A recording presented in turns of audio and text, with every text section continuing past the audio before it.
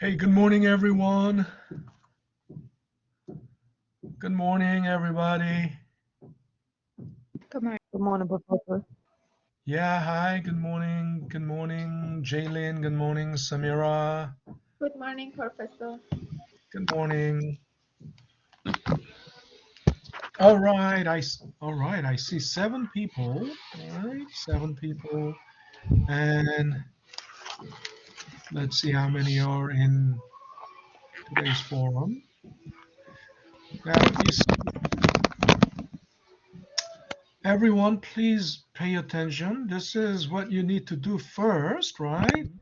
Before coming to the collaborate session, right? The first thing you need to do is to establish your proof of attendance, right? That's the first thing you need to do.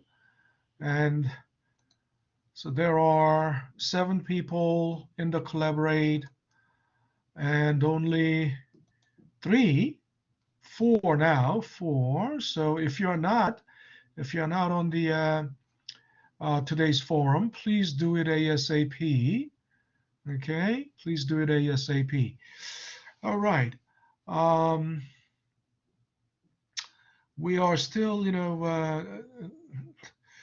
we're still waiting for about, 15, about at least 15 people. Uh,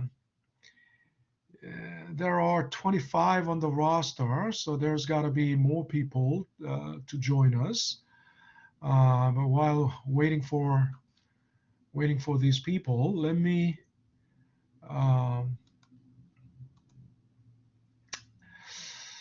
let me get started with today's topic. So now let's think about because as of last week, right? Um, we finished everything about the mathematical basics of return on investment. So we're now moving on to the interest rate.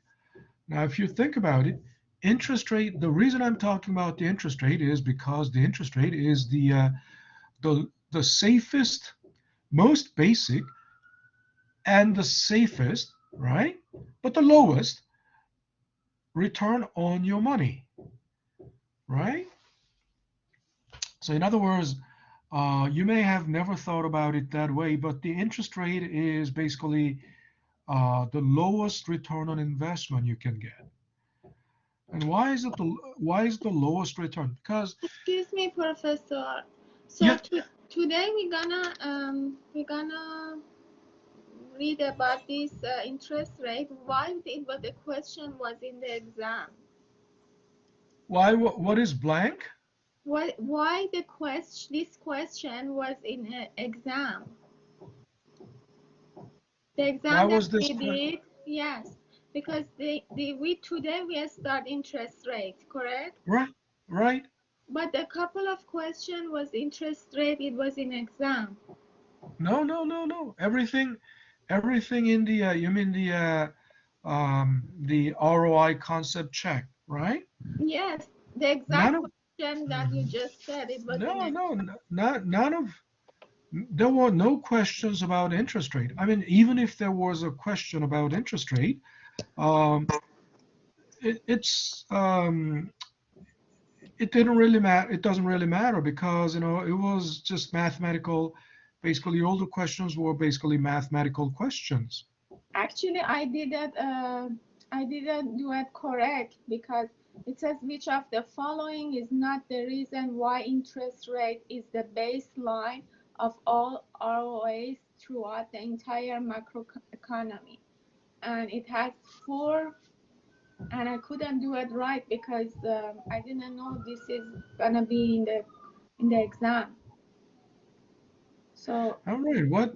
Um, I don't remember what. yes, the last question, question 20, is exactly for interest rate, and it's Okay, exactly for look. We are just we're just doing it. I'm once again. The collaborate session is the only the review and reflection. So actually, if you go to the course material and um, this was already covered. For example,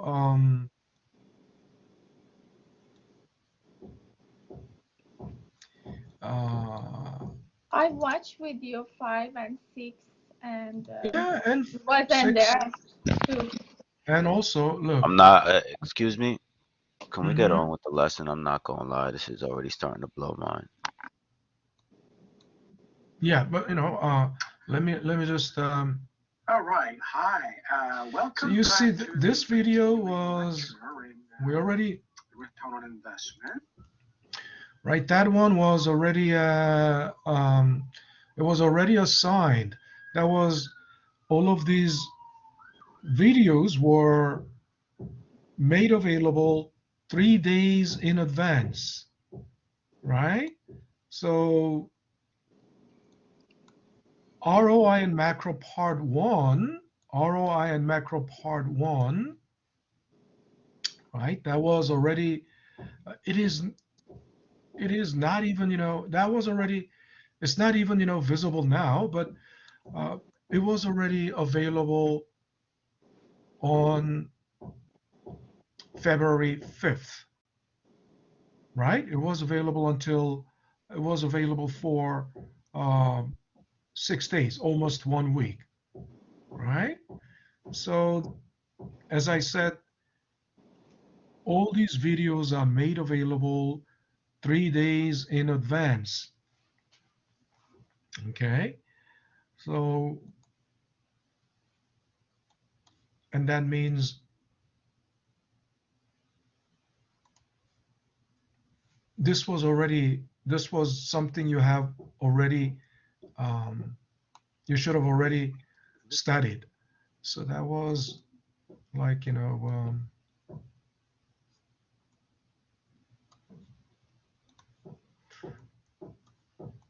February 10th, something.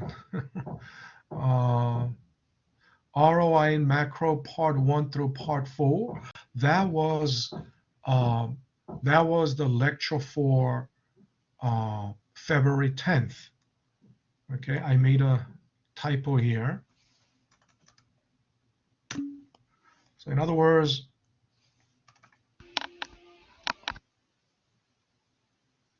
this was already part of the um, this was already part of the lecture that you should have already studied already, right?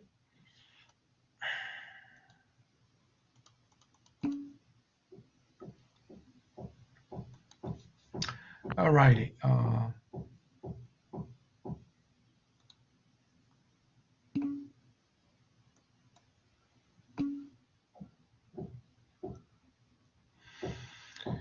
Yeah, the videos that are um, not visible on the blackboard, I made, in the announcement, everything is all explained there. It's just a matter of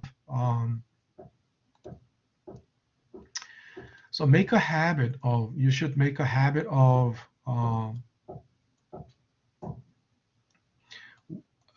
checking the you should make a habit of checking the announcements regularly, periodically, on regular basis, right? At least twice a week. So there was already um, a posting about how to retrieve videos that are more than 5 days past, right? And I gave you the YouTube playlist. So you have to diligently, right, keep up with the video release schedule and uh,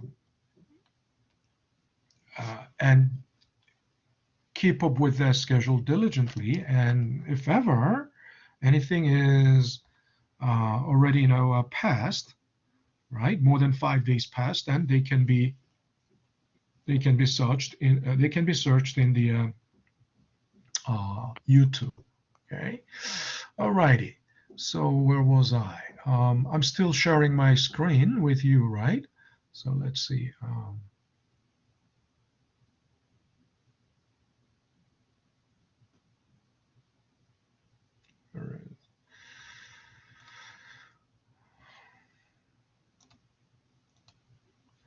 All right. So again, um, so the interest rate is uh, the bottom line or the baseline of all return on investment, because every return on investment, every return on investment is involves some risk, right? When you're investing, there is definitely a risk, because risk of what? Risk of losing your investment, right? Risk of losing your money. But bank interest rate, if you think about bank interest rate, there's no default risk. Uh, there's no there's no way you can lose your money, um, uh, and the interest, right? There's no way you can lose your principal and interest um, when you put your money in the bank. That's why it's called safe and risk free, right? But again, some people might wonder, some people might say, but sometimes don't the banks go bankrupt sometimes? Yes, some banks go bankrupt sometimes.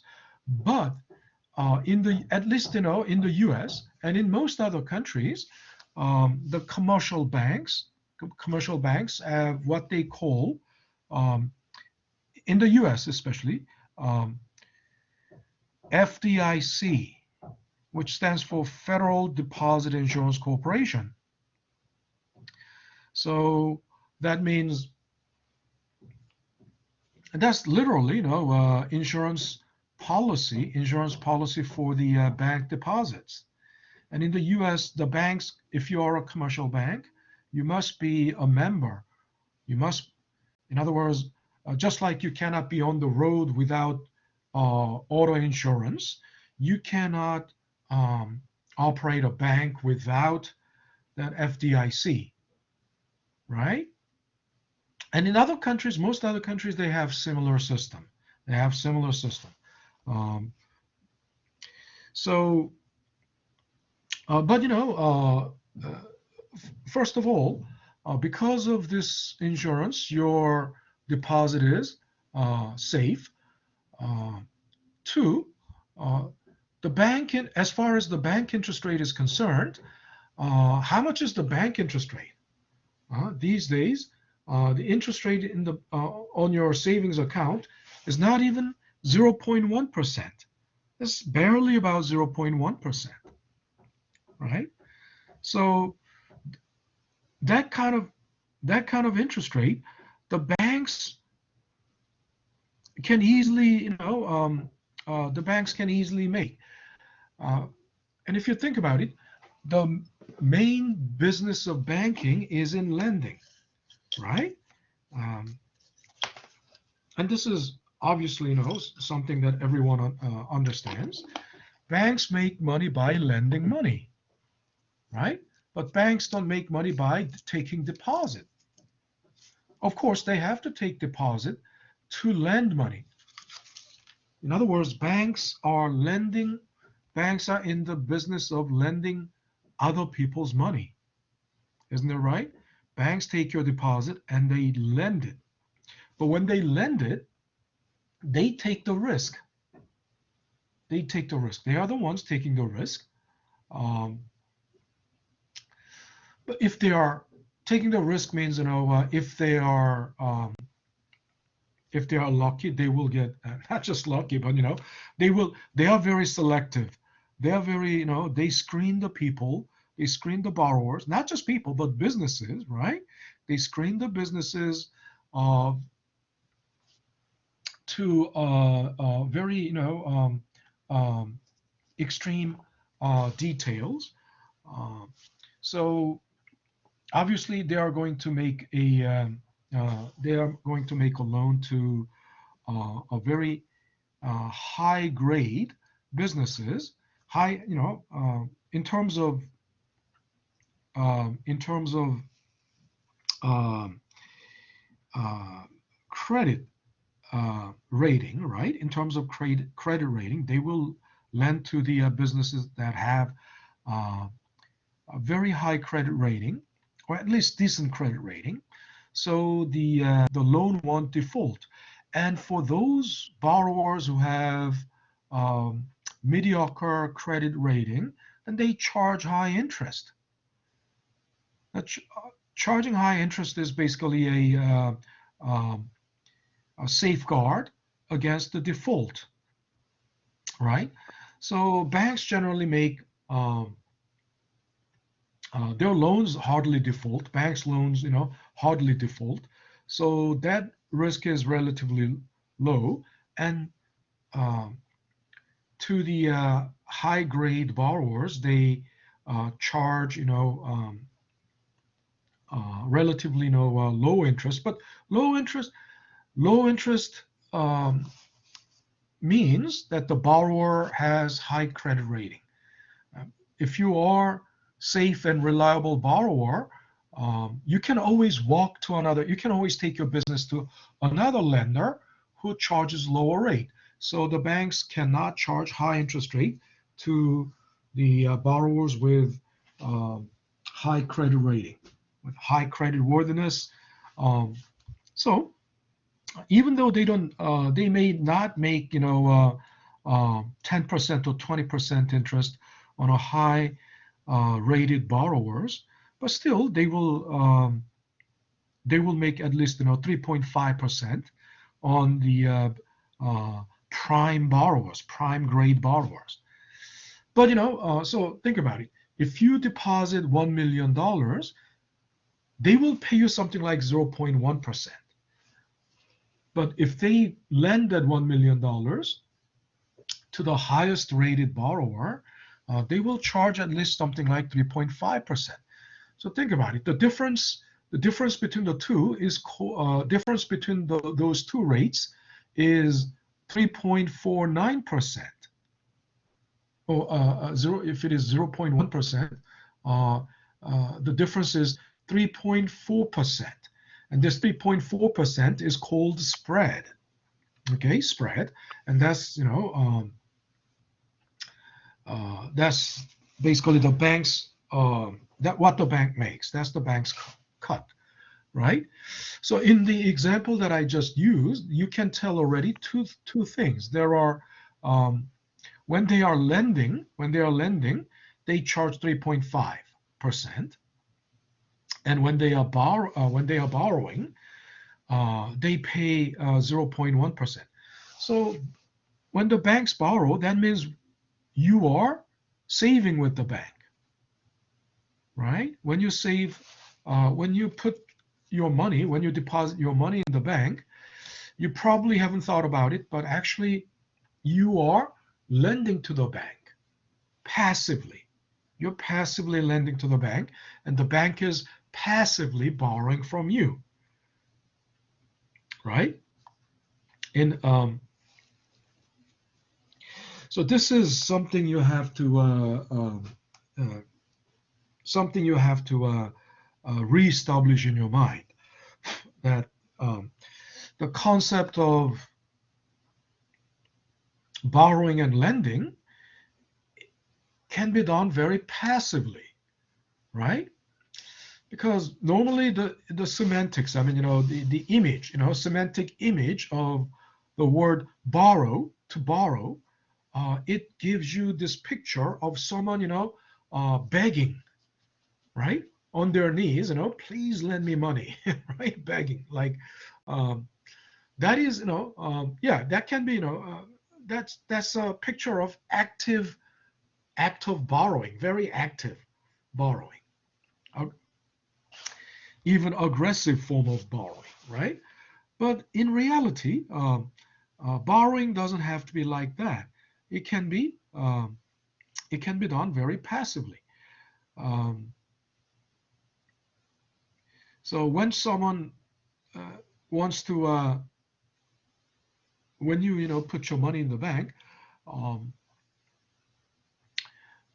it's not that you are actively lending, but you are passively lending. When there is a passive lending, there is passive borrowing, right?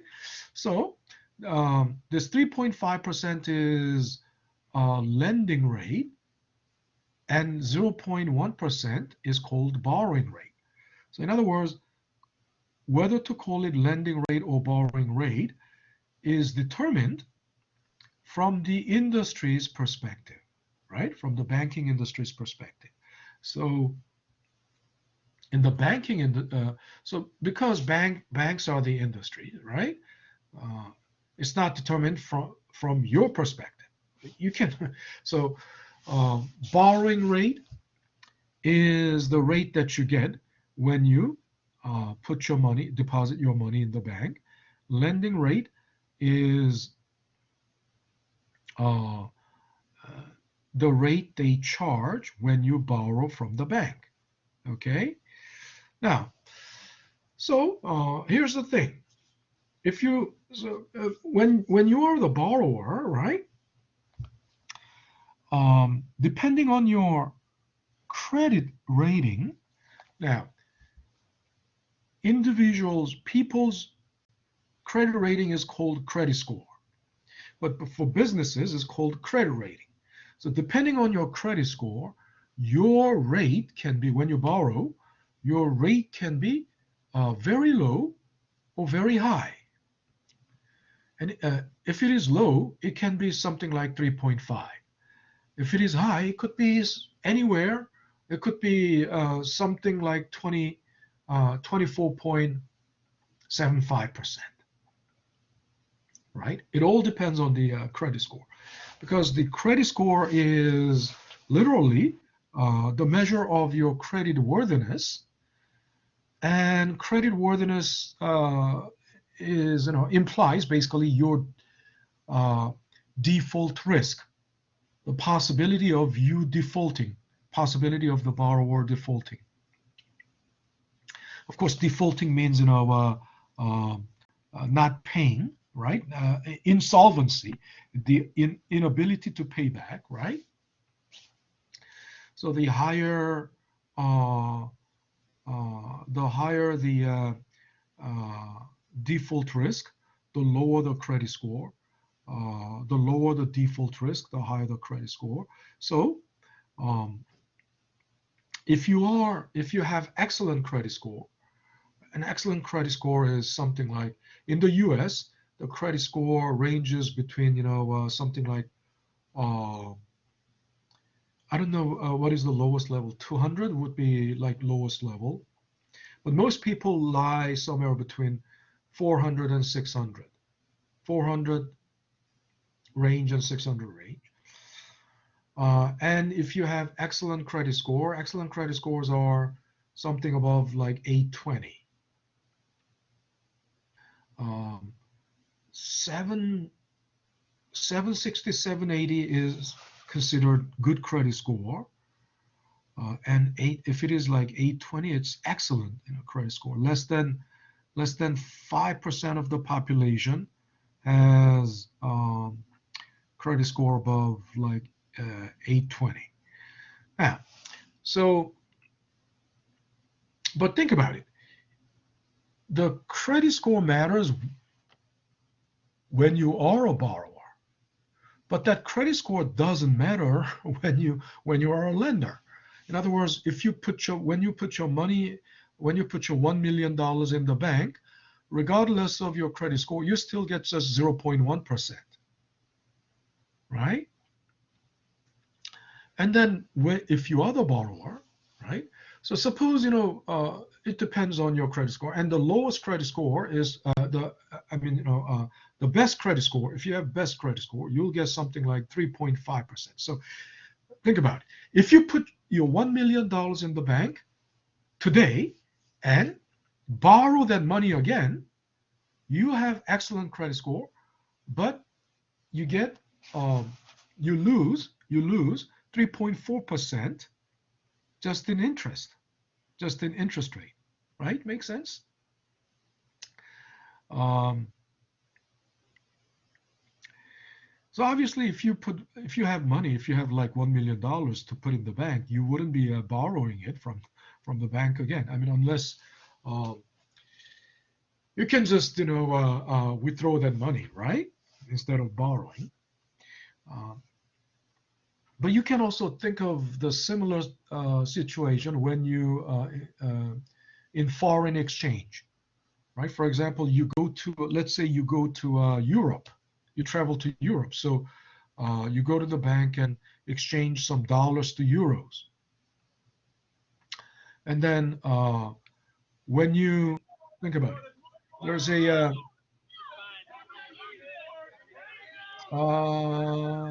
I hear some background noise. So if you don't necessarily need to speak to me, please keep your microphone muted, please. Now, so what and if you have ever exchanged money, you know there is a difference between buy and sell rate, right? So if you buy euro, let's say euro is $1.30 per €1.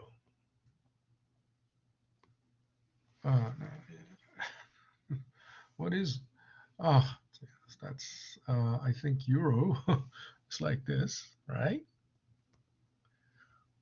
Per €1, right?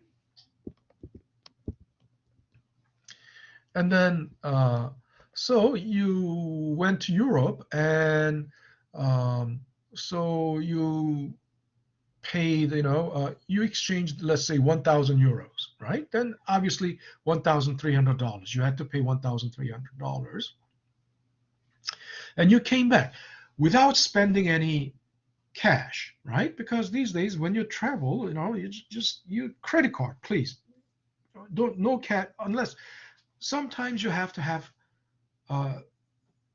There are places where you have to use cash, but so just carry minimum amount of cash, and otherwise use credit card, because when you come back, let's say, so you came back with 1,000 euros, expecting that when you go to the bank and get your money back, and exchange rate hasn't changed that much, let's say during this period, expecting $1,300, but when you sell euros, they only pay you $1.20, right? There's a difference between buy and sell rate, and that's also called spread. This difference is also called spread, right? So just like the spread in the foreign exchange, there's a spread in the interest rate as well. Now, the second concept we have to understand about the interest rate is that there is a compound difference between compound interest rate and simple interest rate. You already know what compound interest rate is, because what we were doing until last week was just all about compounding, right? Remember, compounding is basically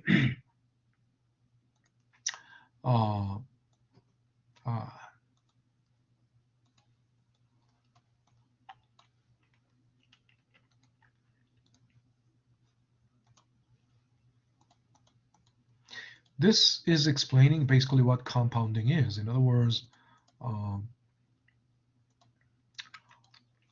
2006 house price can be expressed as 2005 house price times 1 plus G1, growth rate in year one, right? And 2007 house price can be expressed again as 2006 house price times 1 plus G2, right?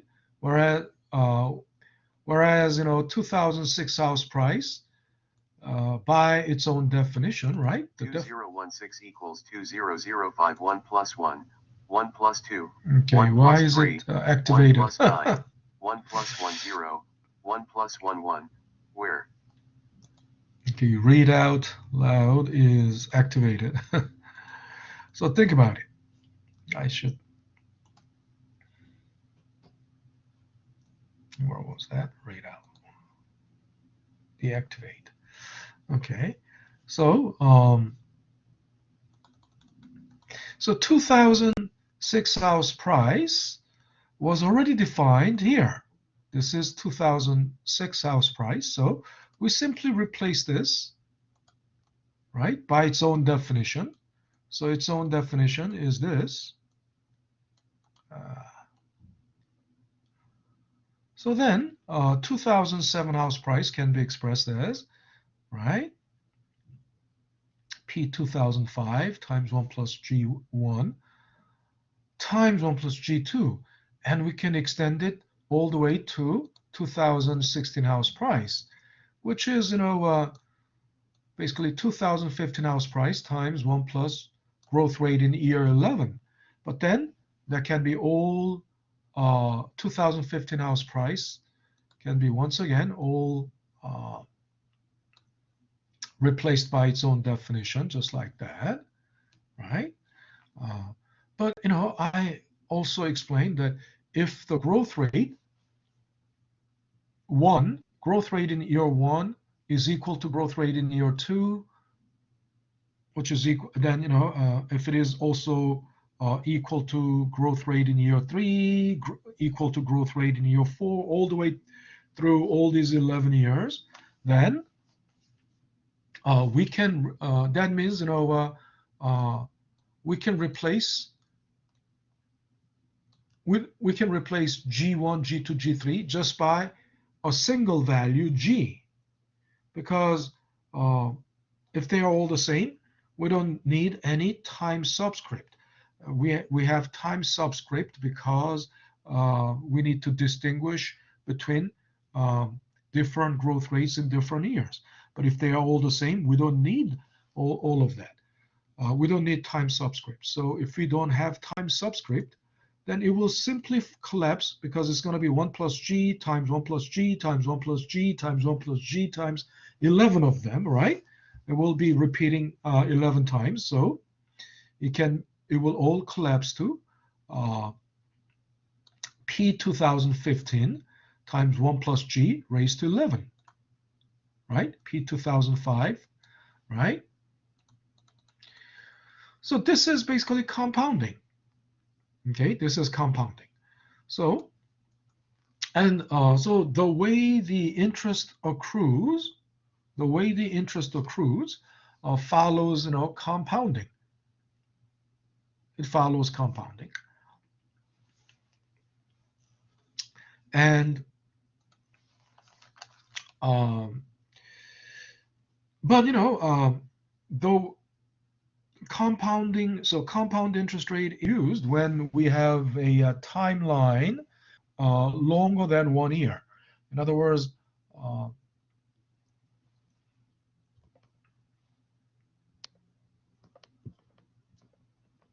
this is our timeline, right?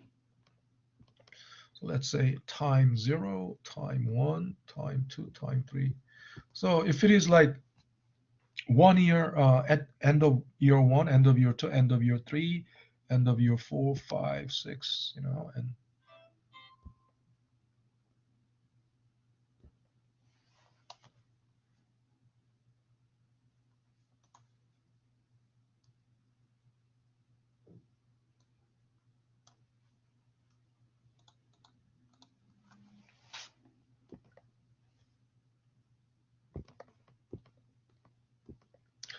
an ellipsis, right? That. And then year n, right? So if you suppose, you deposit 10K at time 0. Now this is called principal, right? Principal. And time is, let's say, 10 years. If n is 10 years, and that, interest rate is 10%, right? We know what to do. What's going to be, the question is, if the question is, what's going to be the future value at the end of year 10? In other words, what's going to be there? What's going to be there at the end after 10 years? What's going to be there after 10 years? What's going to be there in your bank account in 10 years? If that is the question, then all you need to do is basically, P times 1 plus R raised to N, and we know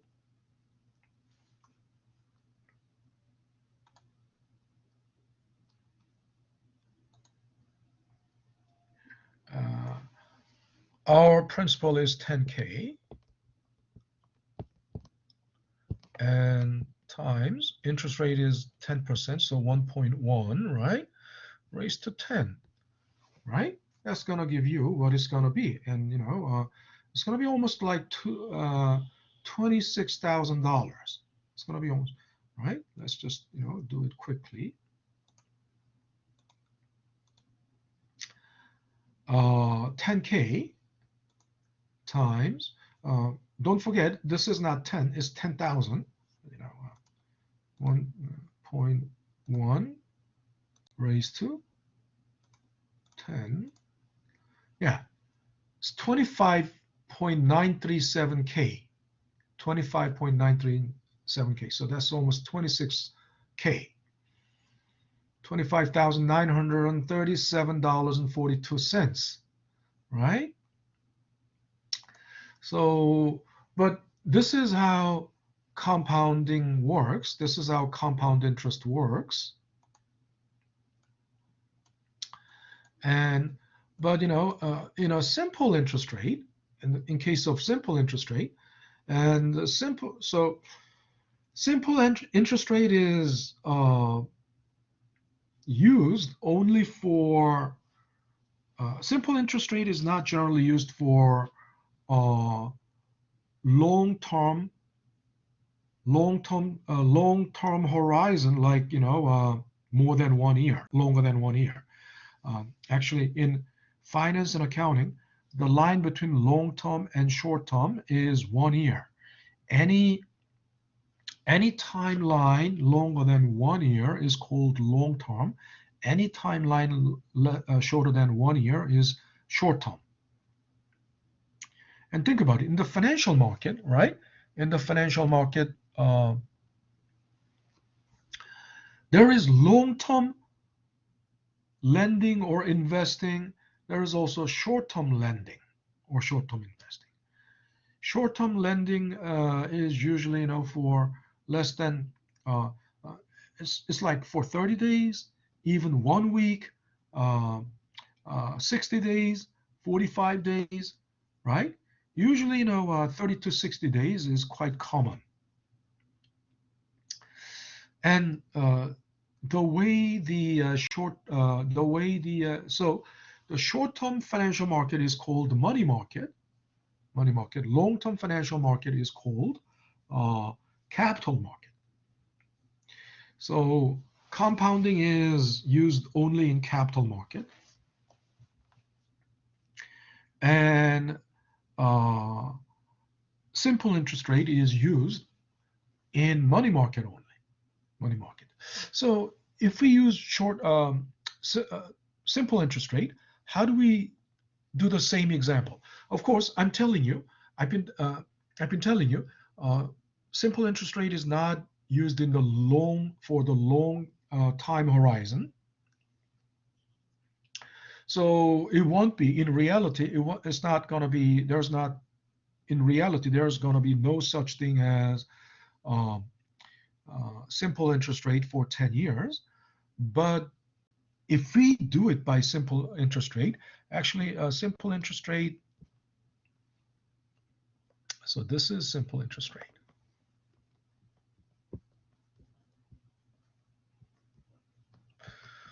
It's going to be P times 1 plus R times N. Okay, so let me, R times T actually, the notation doesn't matter, but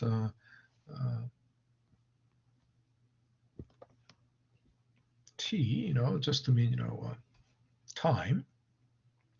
So then think about it. In this case, it's going to be 10K times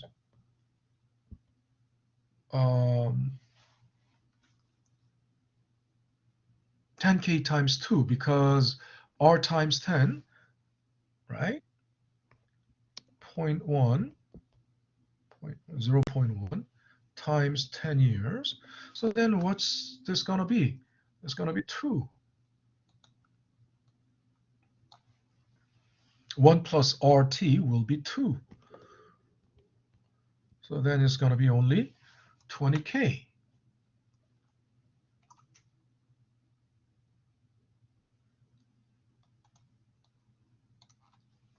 That's going to be only 20K.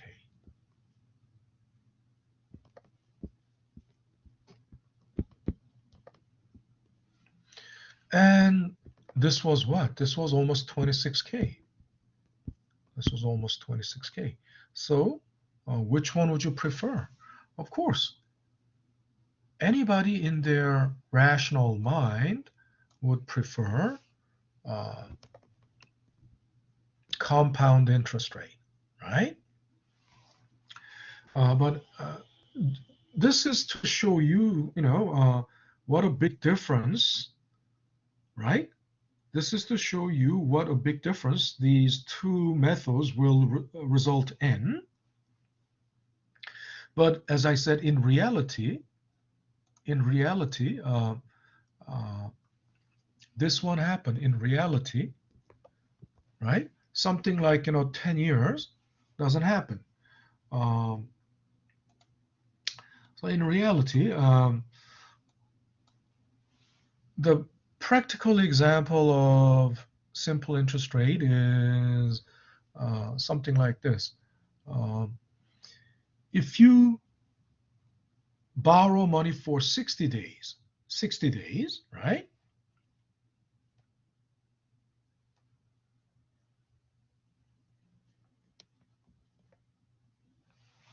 I'm not going to put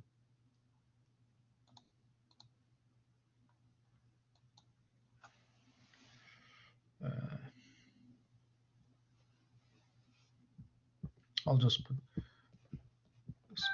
60 days times 60 days. Then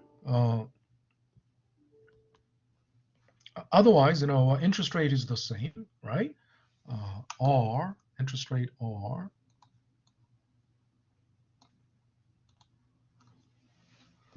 still 10%. Then what do you need to do? You cannot multiply this 10% by 60 because 10% is annual. This is APR, right? All rates are basically annual. Then what you need to do is you need to make adjustment, right? This T, 60 days, must be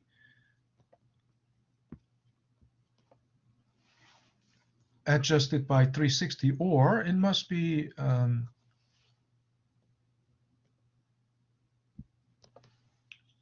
right? Let's see what I'm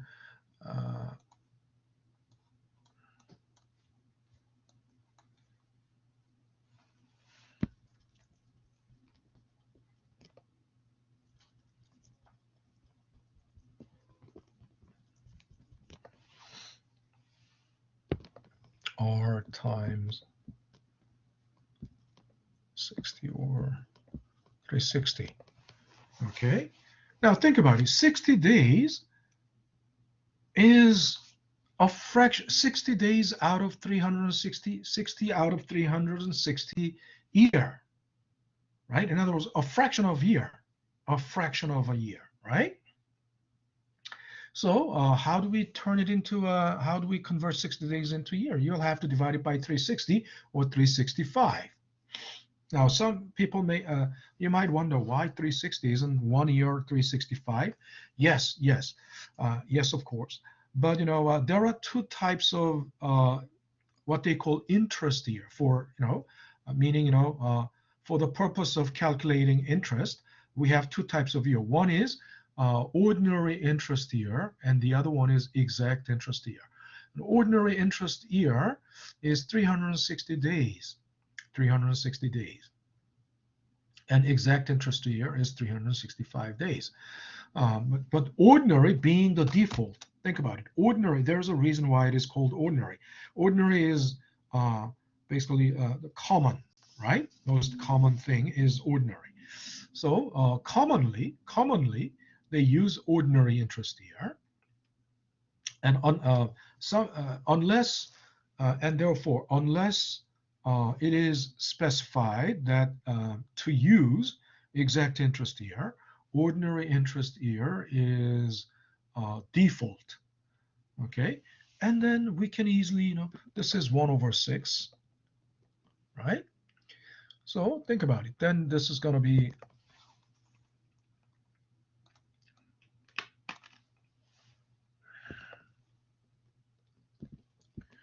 10K times 1.1, 10%, 10% times, 10%, 0.10 plus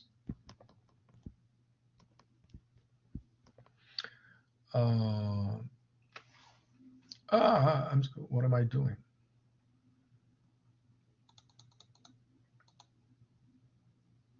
I'm kind of carried away too much by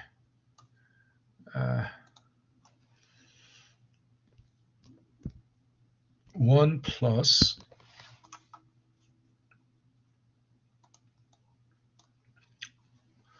0.6, 0.1 times 1/6, whatever it may be, right? Okay, so if I calculate using the calculator, right, it's going to be 10K times, open parenthesis, 1 plus 0.1 times 1/6, close parenthesis. Yeah. I got a question. Yeah. So it's 0.1 because that's 10%. That's the rate, right? That's the interest rate. Okay. Thank you. Mm-hmm. So this comes to 10,166, or $10,167 or $166.67, 67 cents, right? So of course, by default, you must use at least 2 decimal places, 2 to 3 decimal places. Also, think about it, because we have no lower denomination than a cent. A cent is 1/100th of a dollar, and to round it to a cent, then using up to 3 decimal places is necessary, because from the 3rd decimal place you round it to the 2nd decimal place, right? So it comes to $10,166.67. Okay, that's how the simple interest rate works. But we're not going to use any simple interest rate in this course, because this course is not about short-term financing. But anyway, this is how the compound interest rate and simple interest rate are different. Okay, so the time is already 11:52. So I think this is a good time. It's a good time to take a break. So let's take a 10-minute break. Any questions so far? Any questions? Any questions so far? All right, so let's take a 10-minute break, and I'll see you back in 10 minutes, like 12:03 or 12:05. Okay, 10 minutes.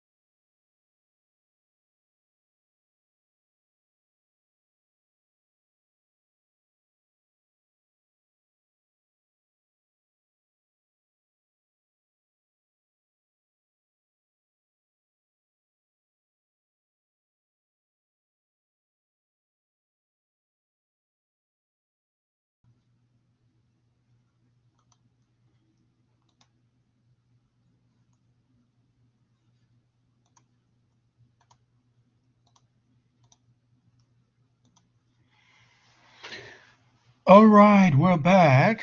We're back. So continuing with our discussion about the interest rate, right? So another way to classify the interest rate is the nominal interest rate versus real interest rate. So nominal means literally in name, right? Nominal means, just in name. So it's actually the stated interest rate, the quoted or stated interest rate. So when they say, if you go to the bank and, what is your best interest rate? And if they say 10%, yeah, that's the nominal interest rate. And that's that's the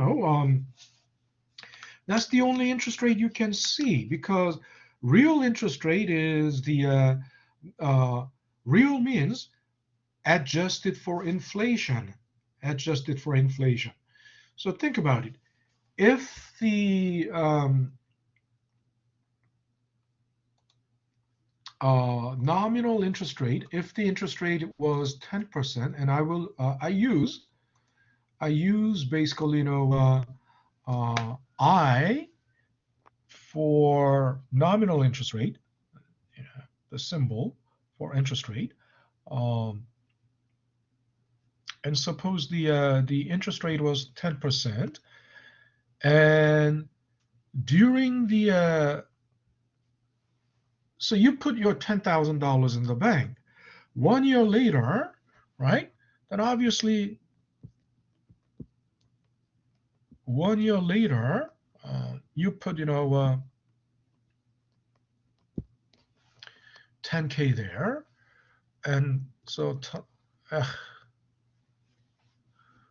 times 1.1. 1 year later there will be 11K. So nominally you have 11K in your bank account 1 year later, but suppose there has been 5% inflation, or let's say 10% inflation.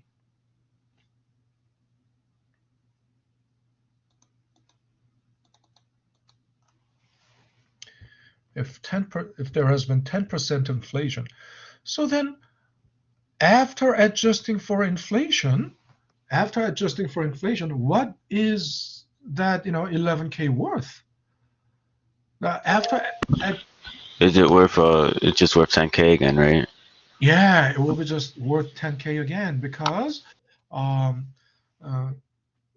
because that 10% inflation has eroded, right? 10% inflation has canceled out this, right? 10% interest rate, right? They canceled out. So in other words, also think of it this way. Why? So in that sense, real interest rate is 0, right? 0%, because inflation of 10% has wiped out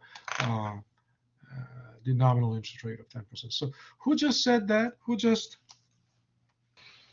It was Lewis. Louis Lima? Yeah.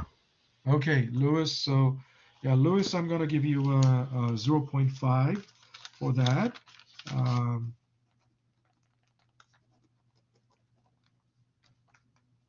0.5 points. So today is February 15th. Okay, all right. All right, so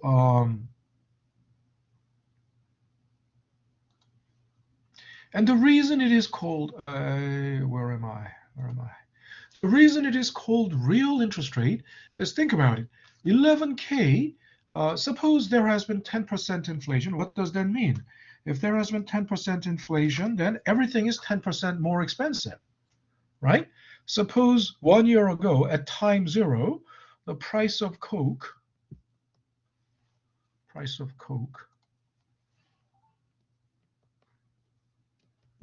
at time 0, right?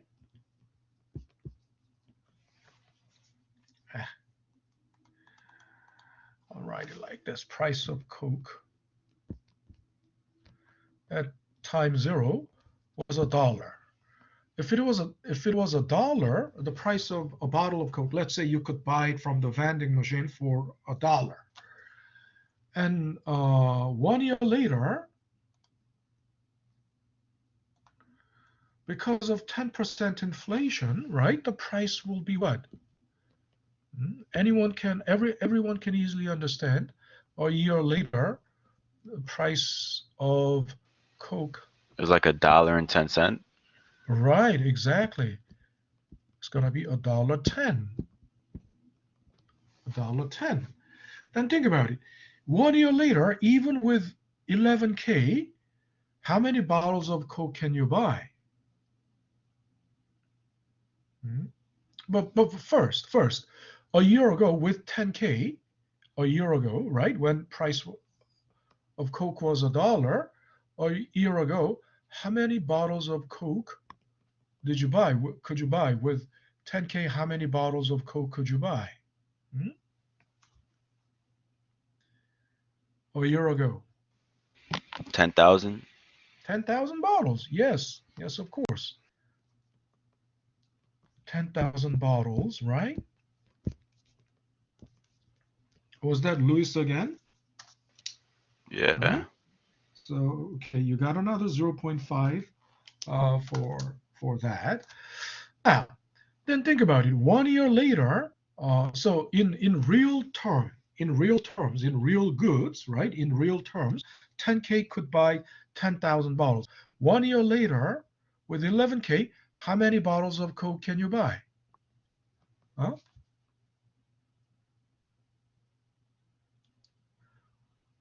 Still 10,000. Still 10,000 bottles, right? No change in real terms, right? Still 10,000 bottles, right? So this is what real means, in real terms, because the value of money value of money means is purchasing power, right? But when the purchasing power erodes, the same amount of money can buy much less, right? In real goods, in real terms. So that's why it's called real, right? Real means, adjusted for inflation. So now we understand why that means, what that means. Then we now understand that real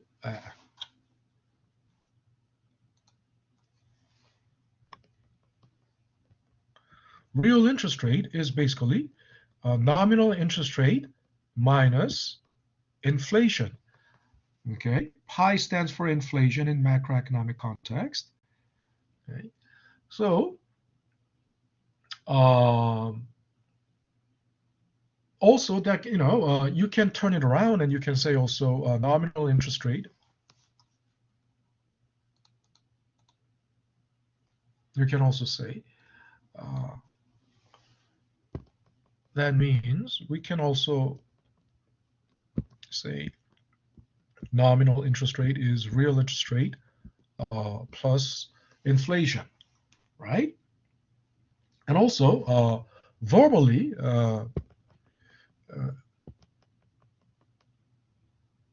this, if we put it into verbal language, that's it's adjusted for inflation, right? That's what it nominal rate minus inflation in colloquial language.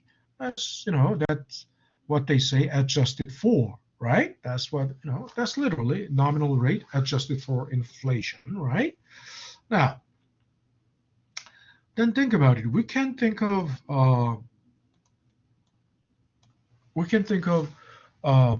three possibilities. We can think of three possibilities between in the relationship between the nominal interest rate and inflation.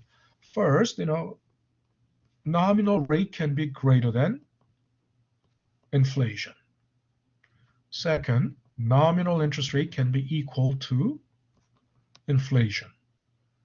Right? Third, nominal interest rate can be less than inflation. Now, in this case, real interest rate will still be positive. Isn't that right? Real rate will still be positive because, I is greater than, nominal rate is greater than, right? Yeah, that makes sense because like Yeah, of course.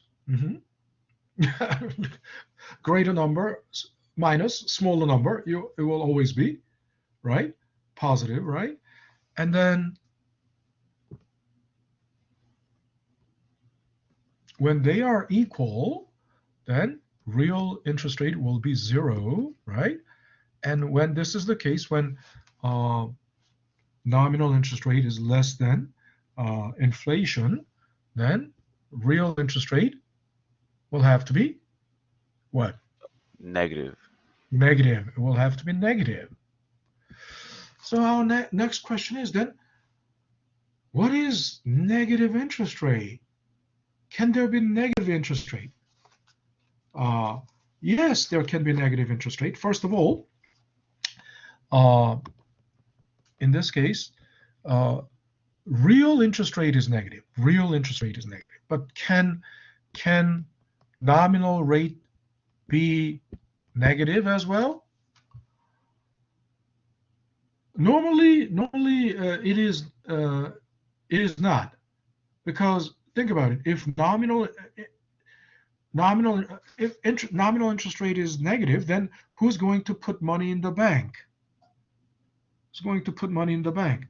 What that means is, by putting your money in the bank, let's say the interest rate is 10% and that's negative 10%. That means I put $10,000 in the bank, but instead of the bank paying me 10% interest, I pay the bank 10% interest.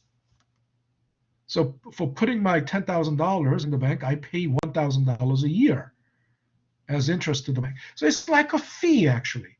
So it is possible under some limited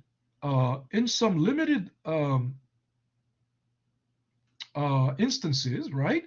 They used, not U.S. economy, but some European countries, just a couple of them, used negative interest rate. And of course, European Union is under one banking system, European Central Bank. So no individual country can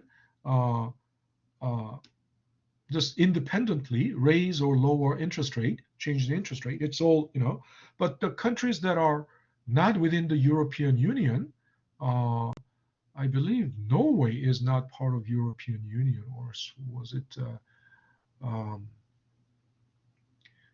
a country that was not part of the EU did this a couple of years ago, negative. So then the purpose is, if any country, any economy implements negative interest rate, negative nominal interest rate, and Japan did that too, I believe, a couple of years ago. It is to discourage keeping money in the bank, right? If they are discouraged from keeping money in the bank, then what do? They won't keep their money in the bank. They would rather put it into the financial market, where they can earn positive return on the money, right? So in other words, they can implement negative interest rate to facilitate or to encourage people to put money into the financial market. And what is the purpose of that? To stimulate the economy. Right? But negative interest rate is sort of like paying fee for using bank, right? And as a good example, Swiss banks. Swiss banks are famous for what? Swiss banks are famous for what? Anybody? You all know what Swiss banks do. And who uses Swiss banks? I know rich people use them, but I don't know what they're like famous for. Yeah. I think they are But famous because nobody can do anything if you have money in Swiss bank. They cannot sue mm, you or take your money. right, right. In other words, it's basically an offshore banking center, offshore banking. And I mean, other than Swiss banks, it's the banks in Bahamas or Caribbean, offshore banking.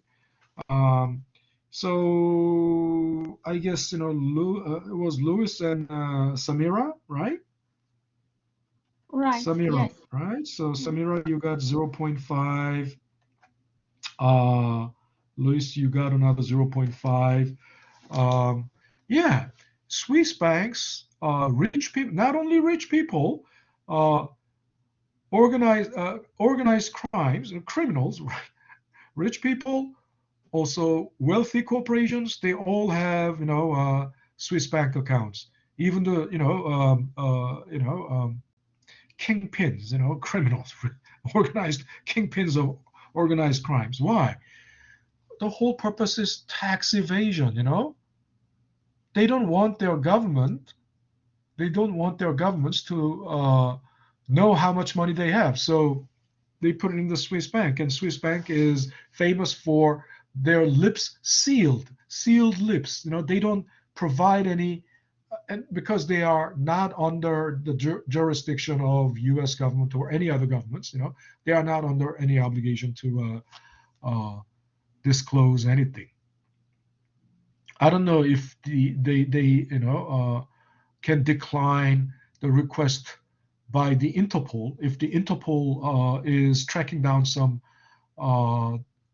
criminal money laundering route, uh, and if I don't know if they can even decline the request by Interpol, but most people who try to uh, evade, taxes from their governments, they have. But then to use Swiss banks don't pay interest for keeping your money there. They charge interest. In other words, fee, right? That's nominal interest. But the same, but basically it's the same idea. If real interest rate is negative, uh, you're paying interest effectively. For example, so you're paying interest effectively for lending money, right? So let's say we can understand, in this case, we can understand what this is. Oh, we don't need an example. Uh, we don't need an example for this, but and if the nominal rate is 15% and inflation is 10%, we know real interest rate is 5%, right? And if nominal interest rate is 10%, inflation is 10%, of course, is 0%. If nominal interest rate is 5%, inflation is 10%, right? Then real interest rate is negative 5%, right? And this means, uh, you had you put $10,000 in the bank, right? Uh, at time zero. So 1 year later, there will be 10.5K there, right? With 10.5K in the bank 1 year later. But then in real purchasing power, in terms of purchasing power, after adjusting for inflation, you'll need to adjust it like this. So if you do that, so normally, if the bottle of Coke was $1 a year ago, with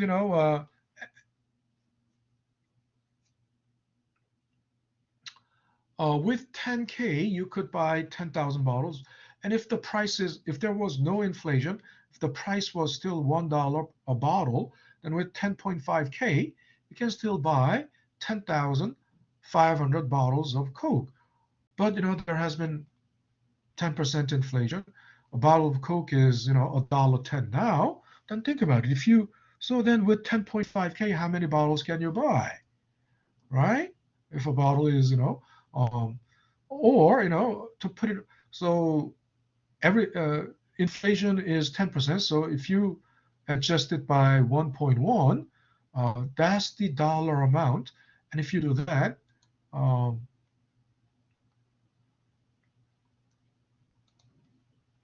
right, 10.5K divided by 1.1 will give you, that's 9,545.45.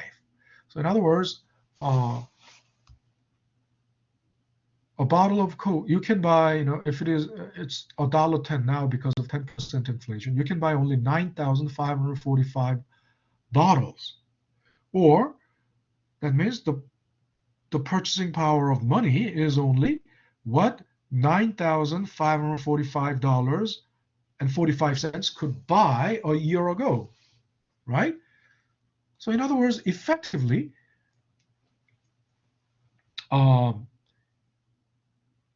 nominally you get like 10,500,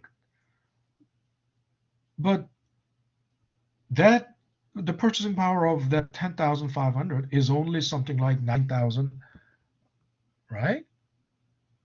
9 point, right? Purchasing power is just like only like this. The purchasing power is only like this. Oops, what did I?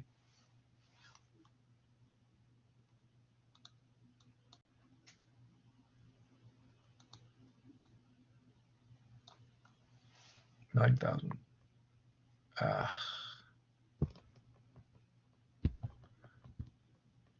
Okay, so your effect. Then think about it. Nobody. This looks like this sounds like a bad thing, I have a right? question real quick. Yeah. This is these are examples of, like, for example, me putting money into the bank. That's what we're going over right now. And then Yeah. okay, Think about it. Currently, what is the bank interest rate? It's like the bank if you put money, you don't even get 0.1%. You get something like this, 0.1, and then inflation is January, as of January, right? The inflation year on year inflation.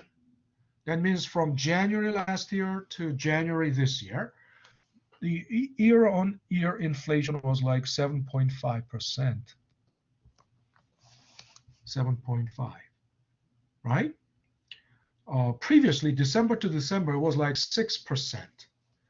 Now, even prior to that, I mean, the inflation soared during 2021. Inflation with, coupled with, supply chain bottleneck, right? Supply chain bottleneck. Um, the inflation soared during 2020, but even before 2021, the inflation was somewhere between 2 to 3%. It was slightly below. It was below 2 to 3%. But even with 1% inflation, think about it. Even with 1% inflation, and your interest rate in the savings account being just like 0.1%, you are obviously losing position, right? yeah. Of course, it's not only the saving. I mean, nobody. If you're putting your money in the savings account, that's. But if you're putting your money in the CD, CDs were before 2021. CDs were paying somehow something like You all know what CDs are, certificate of deposit. Certificate, it's the kind of savings contract. You cannot withdraw money. I mean, if your CD contract period is for 2 years, you cannot withdraw money within those 2 years, right? If you withdraw before then, that's early termination. It's a breach of a contract. You probably lose a lot of the interest that would have accumulated until then. But the CDs were paying something like less than 2%, right? Compared to obviously compared with the savings, uh, much better, but still, it barely made up for inflation. It barely made up for inflation. And then, but if you put money into the stock market or stocks or bonds, then you would have uh, you would have definitely done better, right? The return on investment on the stocks and Oh, bonds. because I increases if you put it in like stocks. So Yeah, yeah, so not I, but ROI, right? okay. Because I means bank interest rate, but um, if you put it into the stock, return is generally uh, represented by R because that R stands for return. Um, Not necessarily a real interest rate, but return. ROI, return on investment, is greater than in general, right? Sometimes if you make a bad investment, that would be lower than even inflation, or it can be even negative. But in general, from stocks, you would definitely beat the inflation, right? Okay, yeah, that makes sense. Mhm. Thank you. Mhm. And another aspect, another thing to consider is that the when there is when there is a uh, when the situation is like this. Okay, so I wrote too many things on, scribbled too many things. When the situation is like this, it looks like a bad uh, economy. Of course, it doesn't look like a good economy, but one thing, the implication is different to the lender and the borrower, right? Implication is different from to the lender and the borrower. First of all, to the lender, this is a bad news. If you're the lender, basically nominally you get $11,000, but that $11,000 purchasing power of that is just like uh, $10,000 last year, right? Or even less. I mean, but if you are the a borrower, this is not a bad news. If you're the borrower, think about it. If you borrowed $10,000 last year, right? You borrowed $10,000 last year uh, at 10%, and 1 year later you'll have to pay back. You'll have to pay back 11,000, right? 11,000. But there's been 10% inflation, so because of that inflation, nominally you're paying back $11,000, but your burden is much lower. Your burden is much lighter because what you pay back, $11,000, is only nominally $11,000, but the purchasing power of that $11,000 is just like $10,000 last year. And last year you borrowed 10,000. So it's like you borrowed 10,000, you're just use that money for free. In other words, with no interest, because actually paying back $11,000 is like paying back $10,000 in actual purchasing power. So the burden is much lighter for you, right? Does that make sense? Mhm. So this is a good news for the borrowers. And if this is, if the anticipated projected inflation is greater than projected, interest rate, nominal interest rate, this is a good time to borrow because this is based on the forecast, right? You will sure end up with negative real interest rate, and such a situation is a very good situation, favorable situations to borrow and pay back. So that means borrowing will increase. You might wonder, if the borrowing goes up, then isn't that a bad thing? Everybody will be in debt. No, it's not necessarily a bad thing. Why? The borrowing I'm talking about here is mainly the uh, businesses borrowing, right? Businesses borrowing. So if businesses borrow, they are not borrowing uh, for fun. They are not. Nobody borrows, actually, business or individuals. Nobody borrows to throw a party, right? It's not a very smart idea, right? To borrow uh, just to throw a party, right? Especially businesses borrow, and the main reason that the businesses borrow is because they saw an opportunity for growth, right? And they see an opportunity for growth, so they need to expand their production capacity. They need to expand their capacity. To expand their capacity, production capacity, they need capital. And then um, it would be for an existing business, right? For an business, mature businesses that have well proven track record and with a good credit rating, it won't be difficult to borrow. For a startup, it's practically almost impossible. It's prohibitive for a startup to borrow, but for well-established businesses with good track record, with good credit rating, it won't be difficult to borrow, and they borrow cheap. And if this is the situation, if this is the situation, then they are using almost free money, right? They are borrowing for free. Um, because think about it, interest is what? I mean, you probably haven't thought about it this way, uh, but the interest rate is a kind of price too, right? Isn't that right? Interest rate is also a kind of price. It's like yeah, that makes sense. It's the price you pay for borrowing.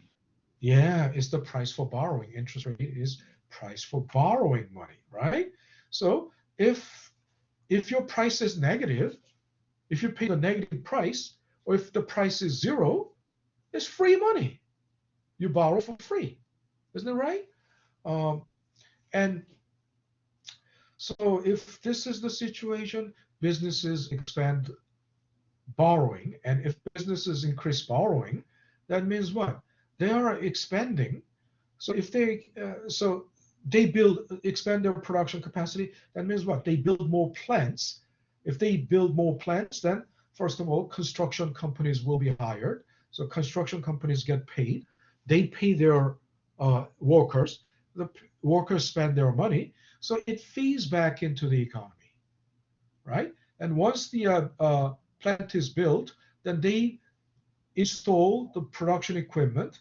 So that means what? The companies that make production equipment will be paid. They will sell their production equipment and they will get paid. They pay their workers. The workers spend money, right? It feeds back into the economy. And then uh, after the plant is completed, this company will hire more workers to man the plant. The workers get paid, they spend money, feeds back into the economy. So there will be a positive feedback effect, positive loop, right? Positive ripple effect back into the economy. So the economy will grow, prosper. So this is basically why a negative interest rate, negative real interest rate is important. Uh, but of course, uh, Negative real interest rate created by just being inflation just slightly being greater than nominal interest rate. Uh, that's a good thing. Inflation being slightly greater than nominal interest rate, or even even if it is positive real rate, but inflation, uh, the real interest rate is just like less than 1%, less than 1%. Still, they are close to free money.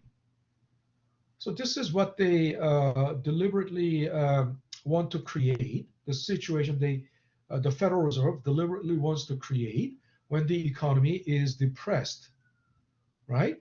To stimulate the economy. All right. So our time is up. So any questions so far? Any questions? Any questions? All right. If you don't have any further questions, okay, good. Reynolds. Yeah. Samira, you have a question? Yes, Samira? Professor. I can Yeah. I don't have to if you want to say goodbye to others, it's okay because I can talk to you Yeah. after Yeah. the course. All right. Hold on. Hold on. So Okay. class is officially dismissed. So have a great afternoon, everyone, and I will see you guys all on Thursday. And I will stop sharing and stop recording. And but Shamira, you can remain, and so I'll stop recording. Okay. Have a great Uh, afternoon. Yeah.